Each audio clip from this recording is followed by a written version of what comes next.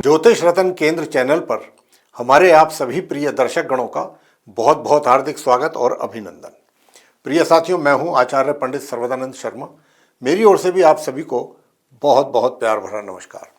साथियों, आज जो हम चर्चा करने वाले हैं इस कार्यक्रम के दौरान, वो करेंगे चर्चा भारत, हमारा जो देश है, इसके आने वाला ये जो चल रहा है 2025 नववर्ष, जो अभी हाल फिलहाल में ही आरंभ हुआ है, ये वर्ष जो है पूरा कैसा रहेगा हमारे देश के लिए, देश की जनता के लिए।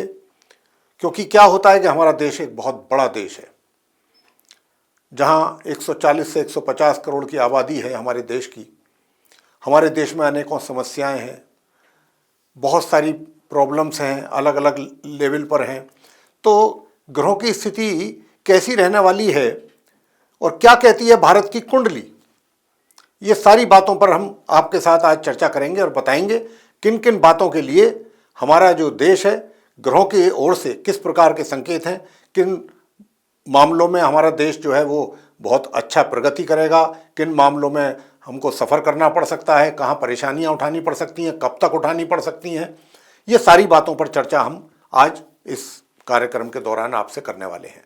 कुल मिलाकर के कहने का मतलब ये है कि भारतवर्ष की जो कुंडली है, आज हम उसको एनालाइज करेंगे, एनालिसिस उसका होगा आज, और उसकी विवेचना करके, उसका विश्लेषण करके जो भी रिजल्ट्स निकल करके आएंगे वही आज हम आपके साथ इस कार्यक्रम के दौरान शेयर करने जा रहे हैं। तो देखिए, सबसे पहले बात करते हैं भारतवर्ष की कुंडली को लेकर के और ग्रहों की स्थिति के विषय में। तो ये जो आप देख पा रहे हैं सामने, ये भारतवर्ष की कुंडली है, और ये कुंडली में जो ये लगन भाव है, होता है, ये फर्स्ट हाउस, ये लगन भाव होता है। 12 घर होते हैं एक कुंडली में, जैसे कि ये लगन भाव कहते हैं फर्स्ट हाउस को, ये सेकंड हाउस, ये थर्ड, ये फोर्थ, ये फिफ्थ, ये सिक्स हाउस, ये seventh house, eighth, ninth house, 10th house, 11th house and 12th house. 12 घर होते हैं एक कुंडली में, एक। तो ये लगन चार्ट है, भारतवर्ष की कुंडली है। तो ये कुंडली जो है वृषभ लगन की कुंडली है। यहाँ पर 2 लिखा हुआ है, 2 का मतलब वृषभ राशि, और वृषभ के जो लॉर्ड होते हैं वो वीनस यानी कि शुक्र होते हैं। तो ये वृषभ लगन की कुंडली हुई, और यहाँ पर 2 लिखा हुआ है, यहाँ पर 3 लिखा हुआ है, ये आप देख रहे हैं। तो 3 का मतलब हो गया मिथुन राशि। मिथुन राशि के लॉर्ड हैं बुध, और यहाँ पर बैठे हुए हैं मंगल, और ये जो बैठे हैं यहाँ पर वृषभ राशि में लगन भाव में राहु बैठे हुए हैं। अब आते हैं, ये थर्ड हाउस है, और यहाँ पर 4 लिखा हुआ है। 4 का मतलब है कर्क राशि, जो कि चंद्रमा की राशि कहलाती है। यहाँ पर एक साथ 5 ग्रह साथियों बैठे हुए हैं, जिसमें कि सूर्य है, फिर चंद्र है, फिर बुध है, शुक्र है और शनि है। ये 5 ग्रहों का पंचग्रही योग भारतवर्ष की कुंडली में तृतीय भाव में, थर्ड हाउस में बन रहा है, चंद्रमा के घर में, कर्क राशि में। इसमें कुछ राजयोग का भी निर्माण हुआ है इन पंचग्रहों के कारण, यहाँ पर होने की वजह से, और कुछ अशुभ योग का भी निर्माण हुआ है। उसके ऊपर भी बात करेंगे। पहले आपको ग्रहों की स्थिति से जो है अवगत करा देते हैं। अगला घर है चतुर्थ भाव, चौथा भाव, यहाँ पर 5 लिखा हुआ है। तो ये सूर्य की राशि सिंह है, तो ये सूर्य का घर है। और ये जो अगला घर है ये पंचम भाव है, 5th हाउस है, यहाँ 6 नंबर लिखा हुआ है, ये कन्या राशि कहलाती है, बुध की राशि। और फिर ये यहाँ पर कोई ग्रह नहीं, इस चतुर्थ भाव में भी कोई ग्रह नहीं है। अब आते हैं छठे भाव में, षष्ठ भाव में, यानी कि 6th हाउस। यहाँ पर 7 लिखा हुआ है, 7 का मतलब तुला राशि। तुला राशि के लॉर्ड शुक्र होते हैं, तो ये शुक्र की राशि है तुला, और यहाँ पर गुरु बृहस्पति बैठे हैं। तो बृहस्पति जो हैं वो अपनी शत्रु राशि तुला में बैठे हैं, क्योंकि बृहस्पति शुक्र को अपना शत्रु मानते हैं। तो बृहस्पति जो है यहाँ पर छठे भाव में बैठे हुए हैं अपनी शत्रु राशि तुला में। इसके बाद ये 7th हाउस है, सप्तम भाव, यहाँ पर 8 लिखा हुआ है। 8 का मतलब हो गया वृश्चिक राशि, यानी कि मंगल की राशि, और यहाँ पर बैठे हैं केतु। तो केतु जो हैं वो अपनी मित्र राशि में बैठे हुए हैं, वृश्चिक राशि में यहाँ पर, और उधर राहु भी जो है अपनी मित्र राशि में बैठे हुए हैं। मगर मंगल जो यहाँ पर बैठे हुए हैं मिथुन राशि में, ये इनकी शत्रु राशि है, तो शत्रु के घर में बैठे हैं। उधर मंगल शत्रु के घर में बैठे हैं, उधर बृहस्पति यहाँ पर शत्रु घर में बैठे हैं, तुला राशि में, और बाकी ये जो 5 ग्रह हैं इनमें से कुछ अपने मित्र के घर में बैठे हैं और कुछ समराशि में, कुछ शत्रु राशि में, ऐसा है। अब आगे बात करते हैं, ये हुआ अष्टम भाव, 8th हाउस। ये घर खाली है, यहाँ पर 9 नंबर लिखा है, तो ये धनु राशि हुई, बृहस्पति की राशि, गुरु बृहस्पति की। इसके बाद ये 9वां भाव हो गया, 9th हाउस, यहाँ पर 10 लिखा हुआ है, ये मकर राशि हुई शनि की, तो ये शनि का घर हो गया इस कुंडली में। इसके बाद ये 10th भाव है, 10th हाउस। अब क्योंकि ये 10th हाउस हो गया तो यहाँ पर 11 नंबर लिखा हुआ है, आप देख रहे हैं। 11 का मतलब होता है कुंभ राशि, और कुंभ राशि के भी लॉर्ड जो है वो शनि होते हैं। तो शनि की जो है 2 राशि होती है, मकर और कुंभ। तो मकर ये आ गई, कुंभ ये है, यहाँ पर दोनों ही घर खाली हैं, इधर ये भी घर खाली है, अष्टम भाव भी। अब आते हैं 11th हाउस, एकादश भाव। यहाँ पर 12 नंबर लिखा हुआ है, यहाँ पर भी कोई ग्रह नहीं है। 12 का मतलब मीन राशि, ये गुरु बृहस्पति की राशि है। और इसके बाद अंत में यहाँ पर ये द्वादश भाव 12th हाउस कहलाता है। यहाँ पर 1 नंबर लिखा हुआ है, 1 का मतलब मेष राशि, जो कि मंगल की राशि होती है। तो साथियों, ये है ग्रहों की स्थिति भारतवर्ष की कुंडली में। वृषभ लगन की कुंडली हुई और उसमें ये ग्रहों की स्थिति बनी हुई है। अब आपको ये तो हमने कुंडली की ग्रहों की स्थिति से अवगत कराया है। अब हम आपको ये भी बताना चाहेंगे इसी के साथ कि ये जो कुंडली है काल सर्प योग की कुंडली है पूर्ण रूप से, क्योंकि सारे ग्रह राहु और केतु के बीच में आए हुए हैं।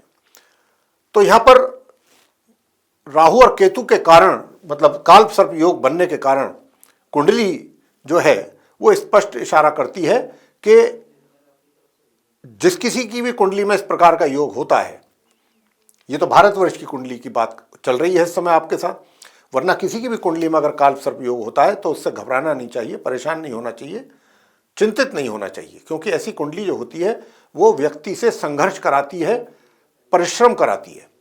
तो हमारा भी जो देश है, देश की जो जनता है, देश तो जनता से होता है, तो जनता जो है वो अगर परिश्रम करती है तो उसको उसका परिश्रम के बाद ही रिजल्ट मिलेगा, फ्रूटफुल रिजल्ट। तो यहाँ पर ऐसी कुंडली जो होती है वो परिश्रम की ओर इशारा करती है। तो हमारे देशवासियों को जितना अधिक परिश्रम करेंगे उतने ही अच्छे रिजल्ट्स उनको मिलेंगे। ये एक तो इस कुंडली का इशारा क्लियर कट ये होता है। काल सर्प योग का मैंने अभी आपको बताया सिर्फ। अब हम आपको दूसरी बात ये भी बताना चाहेंगे कि इस वर्ष 2025 में गोचर में, आसमान में 4 बड़े ग्रह अपना राशि परिवर्तन करेंगे। जी हां, 4।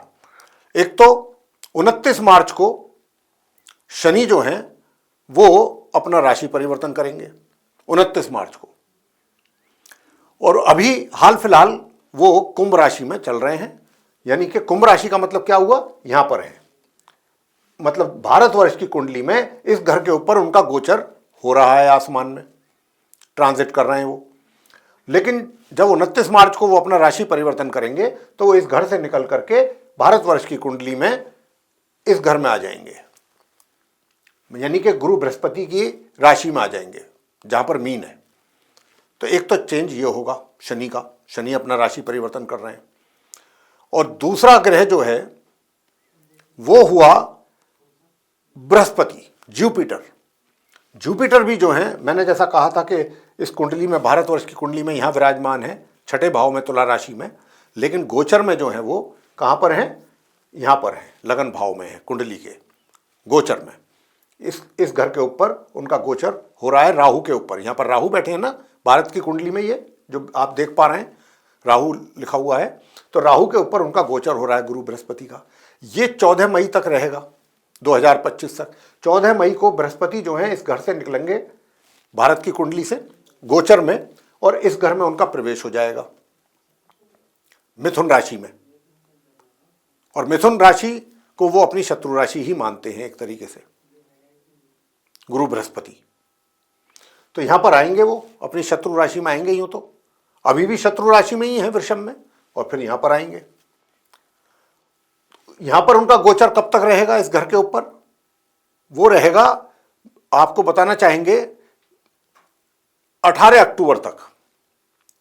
जी हां, 14 मई से लेके 18 अक्टूबर तक गुरु बृहस्पति इस घर में गोचर करेंगे, इस घर के ऊपर, 2nd हाउस के ऊपर, भारत की कुंडली के।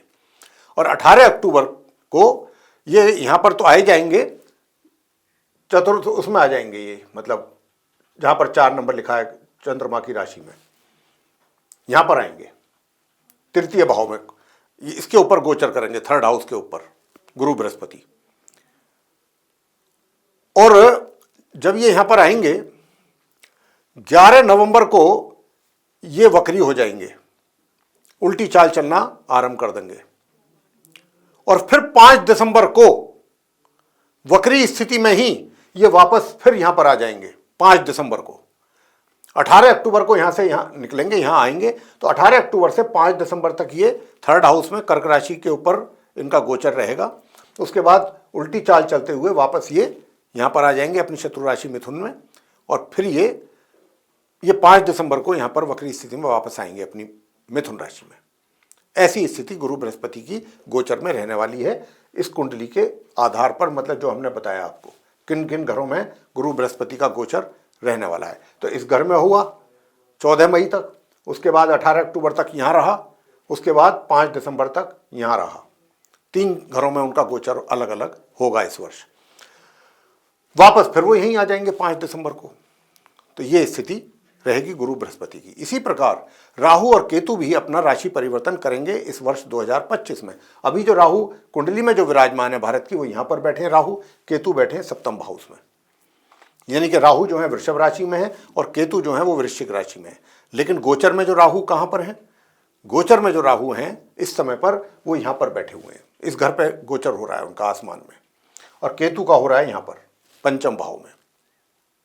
लेकिन जब ये 18 मई को अपना दोनों ग्रह राशि परिवर्तन करेंगे, राहु और केतु, तो ये कहाँ जाएंगे, वहाँ से राशि परिवर्तन करके राहु आएंगे 10th भाव के ऊपर, गोचर उनका आरंभ हो जाएगा, पूरे वर्ष रहेगा, फिर 18 मई से लेकर 31 दिसंबर तक रहेगा इस वर्ष।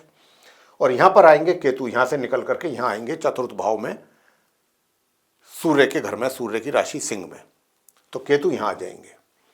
तो यहाँ राहु और केतु का गोचर होगा। अब ये तो हमने आपको बता दी 4 ग्रहों की स्थिति, और चारों ही बहुत बड़े ग्रह हैं, 9 के 9 ग्रहों में वो सब के सब अपना राशि परिवर्तन कर रहे हैं, चारों के चारों उनकी स्थिति से अवगत करा दिया, कब कब और किस भारतवर्ष की कुंडली के किस घर के ऊपर उनका गोचर और किस राशि में होगा और कब से कब तक होगा। अब आपको बताना चाहेंगे कि ये जो 5 ग्रह यहाँ पर बैठे हैं, सूर्य, चंद्र, बुध, शुक्र और शनि, इसमें से जो मैंने कहा भी था आरंभ में कि कुछ शुभ योग बने, राजयोग, और कुछ अशुभ योग का भी निर्माण है यहाँ पर। अब अशुभ योग पहले कौन से हैं उनकी बात कर लेते हैं। अशुभ योग जो है वो सूर्य और चंद्र के कारण बना है। अशुभ योग कहने को तो आपस में दोनों मित्र हैं, लेकिन यहाँ बैठे हुए हैं तो ये बन गया अशुभ योग। लेकिन सूर्य के साथ बुध भी बैठे हुए हैं, तो ये बुध आदित्य राजयोग भी बन गया, सूर्य और बुध को मिला करके। बुध और शुक्र भी बैठे हैं, परम मित्र हैं, उनके कारण भी बहुत अच्छा राजयोग बन गया हर तरीके से।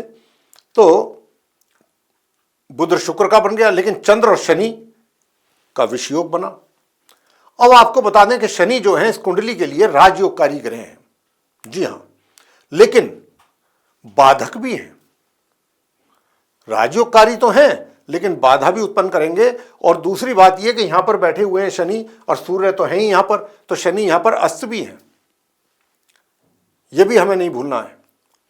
योग कारक होते हुए बाधक है, और ऊपर से एक और कमी एक क्या हो गई कि वो अस्त भी हो गए शनि, तो अस्त स्थिति में है ये।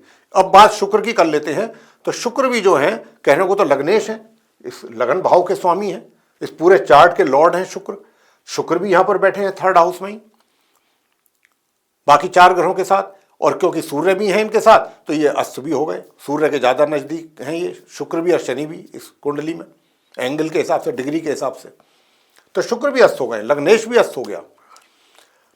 तो साथियों कुछ यहां पर अच्छे राजयोग भी बन रहे हैं, कुछ बुध और शनि का कारण भी कुछ अच्छा राजयोग बना है, एक अच्छा योग बना है बुध और शनि के कारण, बहुत अच्छा योग बना है। लेकिन क्या है कि दोनों ग्रह अस्त भी हैं, यह भी हमें नहीं भूलना है। तो अधम योग यहां पर बना है, विष योग भी बना है, बुध आदित्य राजयोग भी बना है, और दूसरे भी कुछ अच्छे राजयोग बने।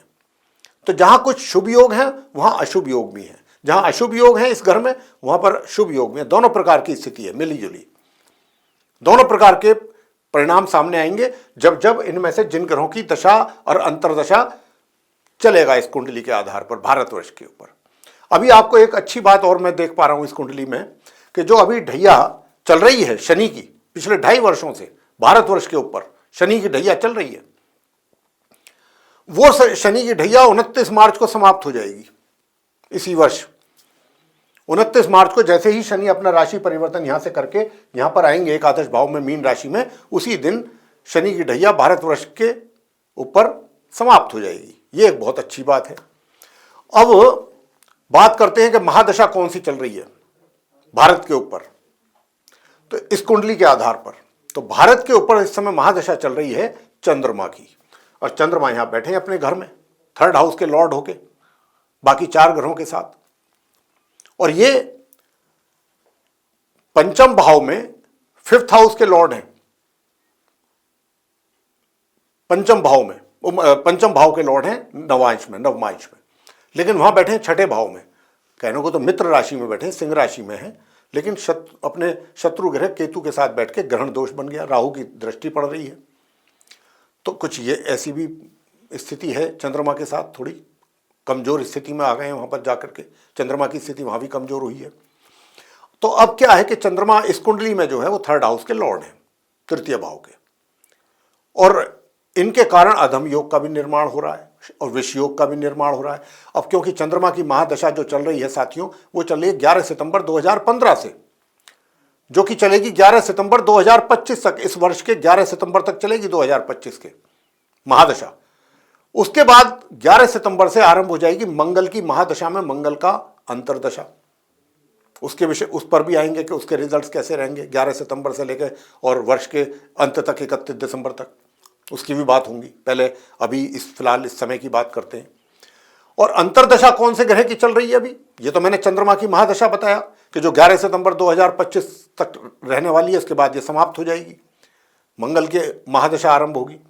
लेकिन अंतर्दशा कौन सी चल रही है? चल रही है शुक्र की। जी हाँ, और शुक्र जो है मैंने कहा था कि अस्त हैं, तो उन्होंने राजयोग भी बनाया है, और शुक्र बुध के साथ चंद्र शुक्र का भी थोड़ा अच्छा है, लेकिन क्योंकि शुक्र भी यहाँ पर अस्त है, चंद्रमा का मैंने बता दिया आपको कि अधम योग का भी निर्माण है। और जब अधम योग होता है किसी भी कुंडली में, तो जितना सुखों की प्राप्ति होनी चाहिए उसमें कमी रहती है, जो भी अच्छे रिजल्ट्स मिलने चाहिए उनमें कमी रहती है। अधम योग कमी करता है अच्छे शुभ परिणामों में। लेकिन ये जो अंतर्दशा है शुक्र की चंद्रमा की महादशा में, ये कब तक चलेगी साथियों? ये रहेगी 11 मार्च 2025 तक। इसी वर्ष के 11 मार्च तक चलनी है शुक्र की अंतर्दशा, सब पीरियड। और शुक्र में जो ये चंद्रमा में जो शुक्र का अंतर है, बहुत ज़्यादा इसको अच्छा हम नहीं कह सकते किसी भी लिहाज से। और क्योंकि अस्त भी है, अस्त जो दशा होती है वो कभी अच्छे परिणाम दिया नहीं करती है। बेशक लग्नेश हैं ये, लग्नेश होकर के अस्त के हो गए तो यहाँ पर स्थिति कमज़ोर हुई है कहीं ना कहीं। लेकिन 11 मार्च को ये दशा खत्म हो जाएगी शुक्र की चंद्रमा में अंतर्दशा।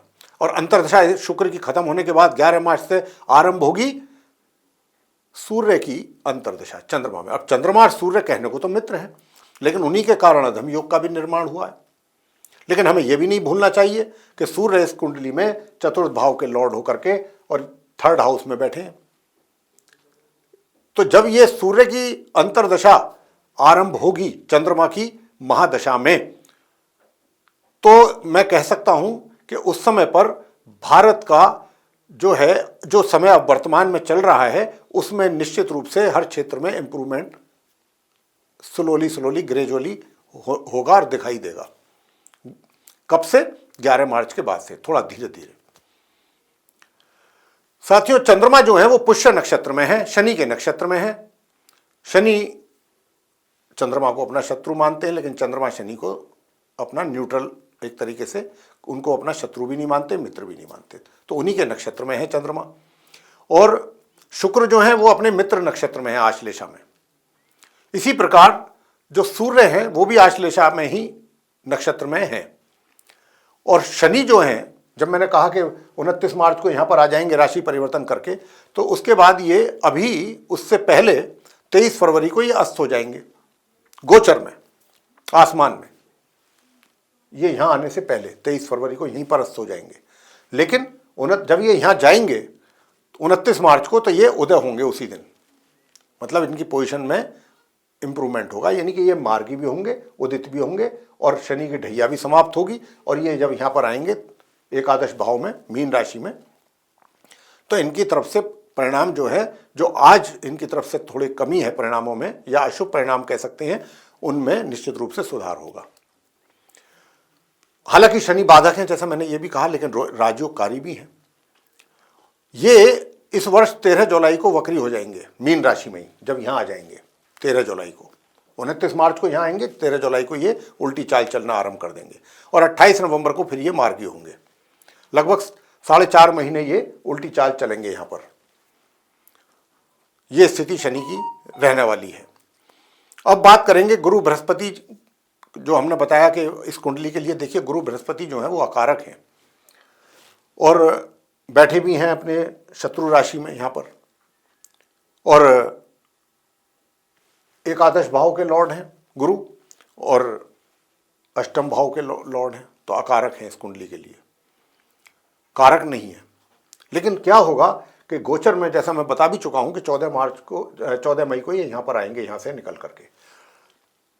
तो ये स्थिति इनकी अभी ग्रहों की बनी हुई है। और महादशा, जैसा मैंने बताया कि महादशा इनकी जो है, मतलब चंद्रमा की चल रही है, जो 11 सितंबर तक चलेगी, और उसमें फिलहाल जो है शुक्र की अंतर्दशा है, जो 11 मार्च तक चलेगी इस वर्ष, और उसके बाद सूर्य की अंतर्दशा आरंभ हो जाएगी। और वो जो सूर्य की अंतर्दशा आरंभ होगी वो फिर 11 मार्च से लेकर के और 11 सितंबर तक चलेगी, जब तक चंद्रमा की महादशा चलेगी। तो ये 11 मार्च से और 11 सितंबर का जो समय है, 11 मार्च से मैंने आपको कहा कि जो परिस्थितियां अभी आपको देश में दिखाई दे रही हैं, निश्चित रूप से ग्रेजुअली उसमें इंप्रूवमेंट आपको दिखाई देगा, और पूरी तरीके से जो परिस्थितियों में सुधार होते हुए दिखाई देगा वो देगा मई के बाद से। जी हाँ, जब बृहस्पति अपना गोचर करेंगे इस घर में। अभी आप सुन रहे होंगे कि HMVP, जो ये अपना एक वायरस आया है, जिसको कहते हैं चाइना से आया है, कुछ कहते हैं कि पहले से ही इंडिया में मौजूद है। बहरहाल जो भी है, इसको लेकर के भी एक बहुत बड़ा पैनिक बन चुका है। हालांकि डॉक्टर्स कहते हैं कि भाई परेशान होने की आवश्यकता नहीं है, बस थोड़ा सा सावधानी बरतने की आवश्यकता है, थोड़ा सा केयर करनी है आपको, हर तरीके से लापरवाही नहीं करनी। तो ये क्या है, ये भी एक तरीके की अभी बहुत केसेस आए हैं, पकड़े गए हैं, पकड़े जा रहे हैं, पकड़ में आ रहे हैं, और बढ़ते भी जा रहे हैं धीरे धीरे, उसमें बढ़ोतरी भी हो रही है, वृद्धि हो रही है। तो साथियों, मैं भी आपसे यहाँ पर यही बात कहूँगा ग्रहों की स्थिति के आधार पर, कि ये जो अभी वायरस का जो अभी एक बहुत बड़ा यहाँ पर पैनिक बन गया है इंडिया में, और जो लोग डर रहे हैं, तो डॉक्टर्स तो भाई अपनी मेडिकल के हिसाब से जो भी बात करते हैं, मैं तो ग्रहों के हिसाब से आपको बात कर रहा हूँ, आगे भी मैंने की है, कि आपको मार्च के बाद से, बहुत ज़्यादा लंबी टाइम की बात मैं नहीं कर रहा हूँ, मार्च के बाद से थोड़ा थोड़ा स्लोली इम्प्रूवमेंट दिखेगा, और मई के बाद से ये चीज़ जो है एक तरीके से समाप्ति की ओर जाएगी। इसमें बिल्कुल एकदम ये चीज़ मतलब नॉर्मलाइज हो जाएगी। तो इसमें बहुत ज़्यादा मैं भी आपसे यही कहूँगा ग्रहों की स्थिति को देखते हुए, कि यहाँ पर किसी को भी ज़्यादा परेशान होने की, घबराने की, चिंतित होने की आवश्यकता नहीं है इस वायरस को लेकर। बस थोड़ा सावधानी और आपको केयरफुल रहना है, लापरवाही नहीं करनी, बस इस बात का ध्यान रखिएगा। मार्च तक थोड़ा सा ज़्यादा परिस्थिति विपरीत है, उसके बाद बाकी और किन किन क्षेत्रों में इन ग्रहों के आधार पर आपको किस किस प्रकार के रिजल्ट्स मिलने जा रहे हैं, मैं अब इस वर्ष उसकी आपसे चर्चा करने जा रहा हूँ। ग्रहों की स्थिति से तो मैंने आपको अवगत करा दिया, अब एक एक करके मैं बाकी चीज़ों के ऊपर भी आपसे डिस्कस करूँगा, किन क्षेत्रों में हमारे देश को फ़ायदा होने वाला है इन ग्रहों की स्थिति के आधार पर, कहाँ नुकसान होने की संभावना है, इसके ऊपर बात करेंगे। तो साथियों, बात हो रही थी कि ये ग्रहों की स्थिति को तो हमने आपको क्लियर किया है, अभी किस ग्रह की महादशा चलेगी, कब से कब तक चलेगी, किस ग्रह की अंतर्दशा। तो अभी तो वो महादशा और अंतर्दशा वही चल रही हैं जो पिछले वर्ष चल रही थी, और ये कंटिन्यू चलेंगी 11 मार्च 2025 तक। जी हाँ, चंद्रमा की महादशा में शुक्र की अंतर्दशा। तो ये पीरियड तो ऐसा ही रहेगा मार्च तक का, 11 मार्च तक का, जैसा कि अभी पिछले वर्ष आपने देखा है। तकरीबन तकरीबन वैसी ही परिस्थितियां बनी रहेंगी तकरीबन। और 11 मार्च से थोड़ा चेंज आप देखेंगे। और वो चेंज किस प्रकार का होगा, देखिए क्या है कि इन्फ्लेशन जो है वो तो अपने आप में एक चैलेंज है इंडिया के लिए, रहने वाला है इस वर्ष भी। महंगाई, ग्रहों की स्थिति के आधार पर ये जो चीज़ें निकल करके आ रही हैं वो मैं कह सकता हूँ कि अभी भी चैलेंज बना रहेगा, सरकार के सामने भी, जनता के सामने भी। महंगाई, इन्फ्लेशन। दूसरा, रोजगार के अवसरों में वृद्धि जरूर होगी, बिल्कुल होगी। रोजगार के अवसर पैदा होंगे, नए नए उद्यम लगेंगे, बाहर से एक तरीके से एफडीआई की स्थिति बहुत अच्छी बनेगी देश में, पैसा और अधिक आएगा इस वर्ष, और नए नए ऑर्गेनाइजेशंस एस्टैब्लिश की जाएंगी, होंगी। मतलब एक अच्छी प्रगति आपको देखने को मिलेगी, एक अच्छा ग्रोथ होगा इंडिया का। और कानून की जो व्यवस्था है वो भी काफ़ी अच्छी रहने वाली है। कारण क्या है, सूर्य आ रहे हैं 11 मार्च से 11 सितंबर तक। ये जो 11 मार्च से 11 सितंबर का समय है, इसमें मान सम्मान में वृद्धि होगी, भारत का दुनिया में डंका और बजेगा और इज्जत बढ़ेगी देश की जनता की। और जैसा मैंने आरंभ में कहा था कि ये कुंडली जो है वो मेहनत की ओर इशारा करती है कि जितना अधिक मेहनत उतने ही फ्रूटफुल रिजल्ट्स। तो मेहनत भी करवाएगी ये कुंडली भारत के लोगों से और अच्छे रिजल्ट्स भी देगी। और इस 2024 जो कि गया है उस वर्ष से अगर आप कंपेयर करेंगे तो इस 2025 में रोजगार के अवसर और अधिक पैदा होंगे। और दूसरी बात यह भी है कि भारत का मान सम्मान तो बढ़ेगा ही, और एक भारतीय जो लोग हैं, भारत की जो जनता है, वो भी अपने देश और अपने लोगों पर, देश की जनता पर प्राउड फील करेंगे। ऐसे भी मोमेंट्स आपको देखने को मिलेंगे इस वर्ष। साइंस एंड टेक्नोलॉजी में बहुत अच्छी प्रगति होने वाली है इस वर्ष, ग्रहों का जो सपोर्ट है उसके हिसाब से। व्यापार कारोबार में भी बहुत अच्छी प्रोग्रेस, वो तो मैंने कह ही दिया। एफडीआई आएगा, फॉरेन डायरेक्ट इन्वेस्टमेंट, और यहाँ पर बहुत अच्छा ग्रोथ होगा इंडस्ट्रीज़ का, और रोजगार के अवसर भी बढ़ेंगे। बस थोड़ा सा ये जरूर है कि देखिए देश की जो सीमाएं हैं, बॉर्डर, क्योंकि ये जो घर होता है बॉर्डर का भी है, कम्युनिकेशन का भी कहलाता है, स्पोर्ट्स का भी कहलाता है। स्पोर्ट्स में भी हमारे जो खिलाड़ी हैं वो और अच्छा देश का नाम रोशन करेंगे 11 मार्च से लेकर 11 सितंबर के बीच में।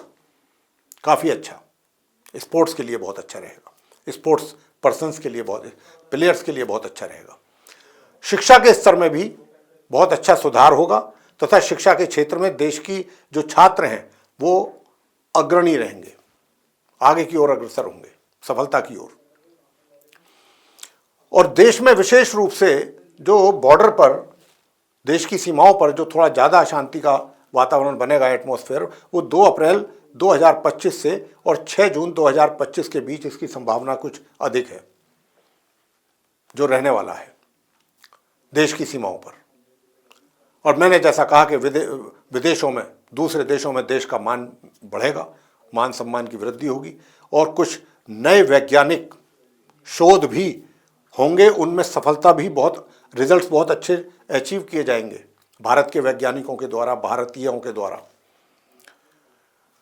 और साथियों, मई 2000, जो मैंने अभी इशारा किया भी है आपको चर्चा में, कि मई 2025 के बाद से जैसी ग्रहों की स्थिति संकेत दे रही है, एपिडेमिक जो चीज़ है, ये जो वायरस के रूप में आया है, ये भी एक तरीके से इसमें बहुत भारी कमी आएगी, या इसका एक तरीके से कहें कि डर समाप्त होगा। लोगों में जो एक भय अभी बना हुआ है ये समाप्त होगा मई के बाद से। और विकास की जो रफ्तार है, ग्रोथ जो है देश की, मैंने पहले ही कहा है कि बहुत अच्छी रहेगी 2025 में, और रोजगार के नए अवसर पैदा होंगे। पिछले वर्ष के कंपैरेटिवली इस वर्ष रोजगार ज़्यादा परसेंट उसकी रहेगी जिनको मिलेगा रोजगार। लेकिन फिर मैं वापस उसी जगह पर आ जाता हूं कि ये जो देश की कुंडली है हमारे भारत की, पूरी तरह से 100% इसका यही इशारा है कि संघर्ष के बाद रिजल्ट्स फ्रूटफुल। तो संघर्ष हमेशा करना पड़ेगा भारतवासियों को, भारत देश को, उसके बाद सफलता आपके कदमों में है। तो ये वर्ष जो है 2024 से अगर हम इसकी तुलना करें तो ये वर्ष कहीं बहुत अच्छा रहने वाला है। लेकिन हाँ, एक बात मैं फिर कहूँगा कि देखिए, ये वर्ष जो एक तरीके से आपदाएं हैं जो आती हैं फ्लड के रूप में या साइक्लोन के रूप में, वो भी आपको कहीं कहीं देखने को सुनने को अवश्य मिलेंगी इस वर्ष।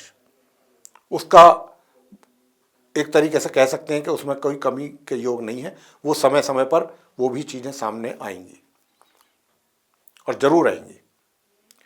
हाँ, उसके लिए भी पूरी तैयारियां रहेंगी, उसको चैलेंज को फेस करने के लिए भी, लेकिन नुकसान भी होगा, जान का भी माल का भी। वो ज़रूर, उसको नहीं टाला जा सकता जो घरों की स्थिति है। लेकिन हाँ, मैंने जैसा कहा, फिर मैं एक बार कह रहा हूँ, एम्प्लॉयमेंट बहुत अच्छा रहेगा पिछले साल के कंपैरेटिवली। लोगों को जो मिलेगा रोजगार, यहाँ पर राहु अपनी मित्र के घर में बैठ करके लोगों का अचानक जो है बहुत अच्छे जॉब अपॉर्चुनिटीज़ बनेंगी और इंडस्ट्रीज़ का भी ग्रोथ बहुत अच्छा होगा, व्यापार में वृद्धि, सब कुछ मिला करके बहुत अच्छे साइन हैं। लेकिन अब ये भी है कि देश में थोड़ा आंदोलन वगैरह की भी स्थिति चलती रहेगी।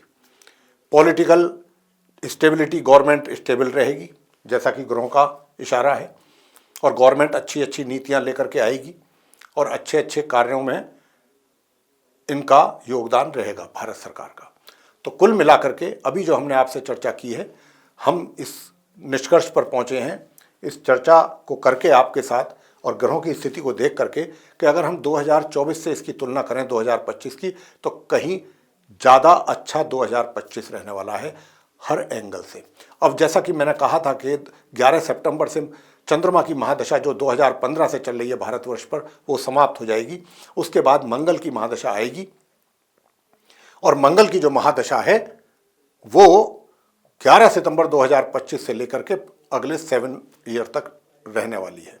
तो मंगल में भी यही होगा कि एक तरीके से जो भारतवासी हैं, भारत देश है, उसका सर ऊंचा होगा हर तरीके से। लेकिन बस सीमाओं पर सतर्कता और सावधानी जरूर बरतनी पड़ेगी। वहाँ अशांति के संकेत हैं, वो बने रहेंगे। और विशेष रूप से 2 अप्रैल 2025 से 6 जून 2025 के बीच कुछ ज़्यादा स्थिति बिगड़ने की संभावना लगती है। तो साथियों, ये थी चर्चा भारत देश की कुंडली को लेकर के, भारत देश की जनता को लेकर के, कि देखिए किस प्रकार का ग्रहों का इशारा है, संकेत है भारतवर्ष के लिए। भारत का ग्रोथ होगा, इकोनॉमिकली भी ग्रोथ होगा, हर तरीके से ग्रोथ होगा, साइंटिफिकली भी होगा, इकोनॉमिकली भी होगा, हर तरीके से होगा। हर क्षेत्र में भारत आगे बढ़ेगा, अग्रसर रहेगा, जो कि हम सबके लिए एक बहुत अच्छा संकेत है ग्रहों के द्वारा। तो साथियों, ये चर्चा अगर आपको पसंद आई है तो इस वीडियो को लाइक जरूर करें, और यदि आपने अभी तक चैनल सब्सक्राइब नहीं किया है तो चैनल को भी सब्सक्राइब जरूर कर लें। और इसके अतिरिक्त अगर आप चाहते हैं कि आने वाले दिनों में जो भी हमारे वीडियोस बनते हैं एस्ट्रोलॉजी के टॉपिक पर, वे भी सब आप तक पहुंच जाएं समय समय पर, और उनका भी आप लाभ ले सकें, तो फिर बेल आइकन जरूर दबाएं, भूलें ना। और इसी के साथ साथ इसको अधिक से अधिक शेयर करें दूसरे लोगों में, ताकि लोगों के मन में जो एक भय अभी से ही बन गया है इस वायरस को लेकर के, कि जो चाइना से कहते हैं कि भाई आ गया है इंडिया में, कुछ डॉक्टर्स का मानना है ये बहुत पहले से है यहाँ पर, वगैरह वगैरह। तो इसकी स्थिति जो है कितनी और ख़राब होगी या कब, ये सारी चर्चा हमने इस वीडियो के द्वारा आप तक पहुँचाने की कोशिश कर रहे हैं, की है। तो हम आशा करते हैं ये आपको बहुत चर्चा पसंद आएगी। तो आप इसको अधिक से अधिक लोगों में शेयर करें, ताकि दूसरे लोग भी इसका लाभ ले सकें जानकारी का। इसी के साथ अब हम अपनी वाणी को यहाँ विराम देंगे और अपने आप सभी प्रिय दर्शक गणों से लेंगे इजाज़त। आप सभी का सहृदय बहुत बहुत धन्यवाद। जय माता दी।